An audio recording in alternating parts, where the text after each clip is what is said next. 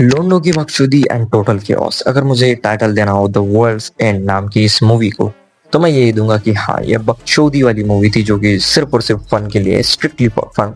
क्योंकि अगर तुम इसमें लॉजिक ढूंढने जाओगे एंड अगर तुम इसमें मिस्टेक्स ढूंढने जाओगे तो वो तुम्हें, हाँ,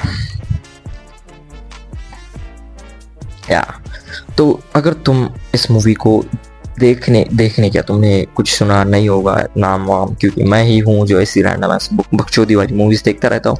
बट हाँ, इस मूवी का नाम है द वर्ल्ड्स एंड, जो कि मूवी बेस्ड है ऑन 5 फ्रेंड्स, जो कि 5 लोग का एक ग्रुप होता है, मतलब कि फ्रेंड्स ही होते हैं वो बचपन के, जो कि कई सालों बाद फिर से मिलते हैं इसलिए क्योंकि वो लोग एक न्यूटन नाम के एक टाउन में रहते थे, शहर में रहते थे, जहाँ पे 12 पब्स होते थे। पब्स ओके, 12 पब्स होते थे। उन पब्स में जाकर उन लोग को एक नाइट एक नाइट वो सारे लोग डिसाइड करते जब वो कॉलेज में होते हैं कि वो उन 12 के 12 पब्स को एक एक ग्लास बियर का मारकर 12 के 12 पब्स को एक नाइट में खत्म कर देंगे।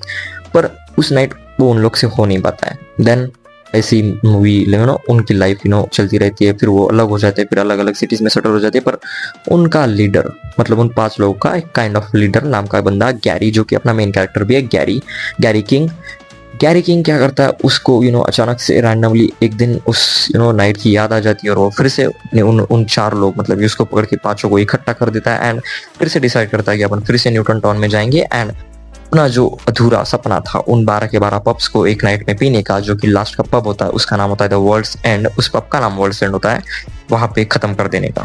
एक एक बियर हर एक पब में मार के, मतलब कि 12 शॉट्स मारने हैं एक रात के अंदर। एंड उस सपने को पूरा करने के लिए वो 5 फिर से उसी न्यूटन टाउन में चले जाते हैं।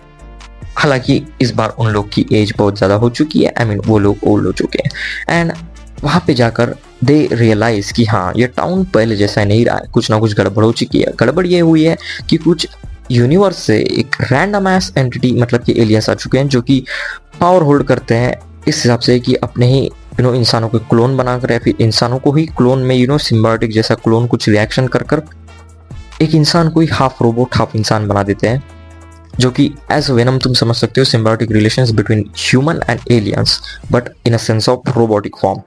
एंड दोनों, मतलब कि वही इंसान जो है खुशी खुशी रहता है, जिस एज में चाहे उस रहना हो उस हिसाब से वो रह सकता है अगर वो रिलेशनशिप में आ जाए सिम्बायोट के साथ।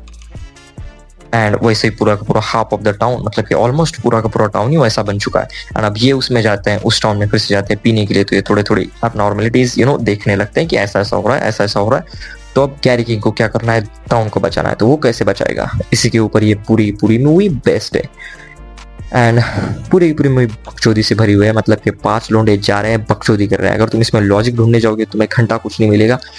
Only thing you can derive from this movie is enjoyment and happiness and chaos। क्योंकि मैं जब इस मूवी को देख रहा था तो हाफ वे के पास से मेरे को पता चल गया था कि हाँ, लॉजिक ढूंढने का कोई भी फायदा नहीं है गुरु। अब इतनी दूर आ ही गए हो तो एंजॉय करो, बकचोदी मारो और कट लो, क्योंकि that is what this movie promises you. क्योंकि वही है इस मूवी में। और एंडिंग तो इस हिसाब से फकअप करी है ना भाई, इन लोगों ने इस हिसाब से फकअप करी है ना, क्या ही बोलूं भाई। you just have to ignore the ending, the story, the logics, everything, and all you can derive from this movie, all you can think of this movie as a kids movie। क्योंकि ये movie है ही वैसी।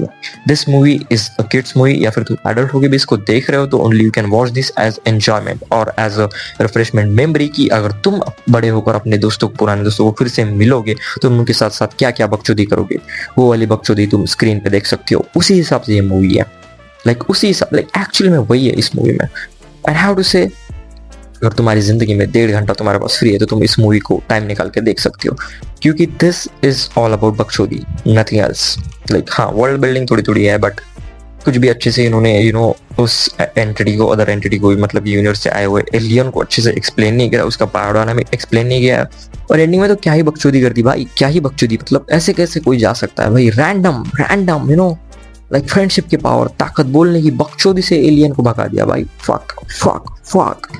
Anyways भाई, if you want to watch this movie you can watch this just by spare time। अगर तुम्हें बकचोदी देखनी है तो तुम देख सकते हो 1.5 घंटा निकाल कर। If I have to give a rating to this movie, मैं इस मूवी को ओनली 5.5 दूंगा आउट ऑफ 10, क्योंकि फर्स्ट ऑफ ऑल तो स्टोरी अच्छी नहीं है, टाइम की वैल्यू नहीं है, एंडिंग फकअप है, कुछ भी कुछ भी ऐसा ये नहीं है, प्लॉट ट्विस्ट ये नहीं है, कुछ नहीं है, ओनली एंड ओनली बकचोदी एंड ओनली नॉस्टैल्जिया के दम पे मैं इसको 5.5 दे रहा हूँ, क्योंकि मुझे पता है कि मैं जब बूढ़ा होऊंगा तो अपने दोस्तों के साथ मिलूंगा तो तब मैं भी ऐसी बकचोदी करूंगा, इसलिए मैं 5.5 दे रहा हूँ इसको। And if you want to watch it you can also watch it just for the nostalgia and for the bakchodi.